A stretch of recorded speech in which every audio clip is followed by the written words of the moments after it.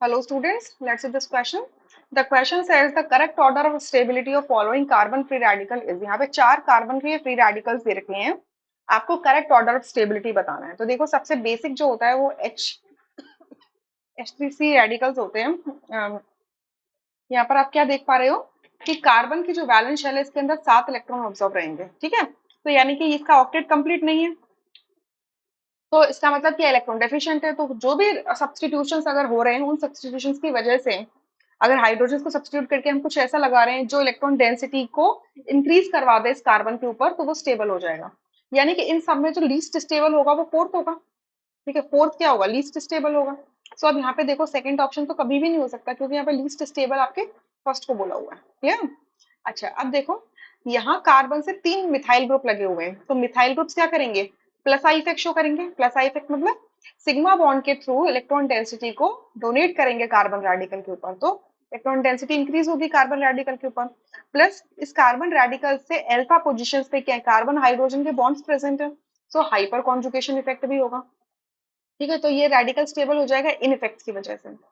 Second में देखो ये कार्बन जो रेडिकल है ये प्राइमरी है क्योंकि एक ही अल्काइल ग्रुप लगा है, बट ये स्टेबल कैसे हो रहा है, प्लस आर इफेक्ट की वजह से। प्लस आर भी नहीं बोलेंगे, सिंपल रेजोनेंस इफेक्ट की वजह से हो रहा है, ठीक है। मतलब ये रिंग की इलेक्ट्रॉन डेंसिटी कहाँ होगी, कार्बन रेडिकल पे मूव होगी। तो मुझे हाफ एरो दिखाना चाहिए, फुल एरो नहीं, क्योंकि एक सिंगल इलेक्ट्रॉन मूव करेगा ना, ठीक है, हाफ एरो। सो ये रेजोनेंस इफेक्ट यहाँ पे काम करेगा, आर इफेक्ट जिसे हम कहते हैं, ठीक है। अब सिंस रिंग की इलेक्ट्रॉन डेंसिटी क्या हो रही है, कम हो रही है, तो इसको माइनस आर इफेक्ट बोलेंगे, ठीक है। तो यहाँ पर minus are effect 3 pi bonds की वजह से होने वाला है। थर्ड में अगर आप देखोगे तो थर्ड में आपका सिर्फ कार्बन रेडिकल से एक अल्काइल ग्रुप लगा है, दैट इज इथाइल ग्रुप लगा हुआ है। सो ये क्या करेगा, प्लस आई इफेक्ट शो करेगा, इलेक्ट्रॉन डेंसिटी को इंक्रीज करेगा सिग्मा बॉन्ड के थ्रू, और हाइपर कॉन्जुगेशन इफेक्ट शो करेगा, मतलब जो अल्फा पोजीशंस पर आपके कार्बन हाइड्रोजन बॉन्ड है उसका सिग्मा बॉन्ड के इलेक्ट्रॉन्स मूव करेंगे कहां पर, कार्बन रेडिकल के अंदर, ठीक है।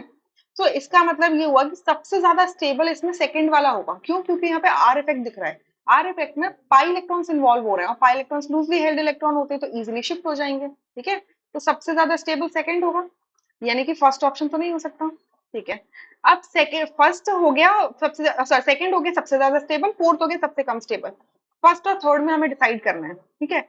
अब देखो फर्स्ट के अंदर आपके आई इफेक्ट भी है और थर्ड के अंदर भी आई इफेक्ट है, फर्स्ट के अंदर भी एच इफेक्ट है और सेकंड के अंदर भी एच इफेक्ट है। अब फर्स्ट के अंदर कितने एच इफेक्ट है, कितने आपके सी एच थ्री 3 दे रखे हैं ना, तो आपके 9 अल्फा हाइड्रोजन है, तो 9 अल्फा हाइड्रोजन है तो 9 हाइपर कॉन्जुगेटिंग स्ट्रक्चर्स होंगे, ठीक है। और यहाँ पर कितने होंगे, सिर्फ 2 ही अल्फा हाइड्रोजन दिए, यानी कि यहाँ पे सिर्फ 2 अल्फा हाइड्रोजन की वजह से सिर्फ 2 हाइपर कॉन्जुगेटिंग स्ट्रक्चर्स होंगे, क्लियर। आपका फर्स्ट वाले में जो कार्बन रेडिकल है ये टर्शरी रेडिकल है, लेकिन थर्ड वाले में ये कैसा रेडिकल है, प्राइमरी है। तो टर्शरी रेडिकल ज्यादा स्टेबल होंगे क्योंकि 3 आपके प्लस आई इफेक्ट लगेंगे, लेकिन थर्ड वाले में सिर्फ एक ही प्लस आई इफेक्ट लगेगा। इस वजह से फर्स्ट ज्यादा स्टेबल होगा इन कंपैरिजन टू थर्ड। तो ये ऑर्डर हमें देखने के लिए मिलेगा, ठीक है।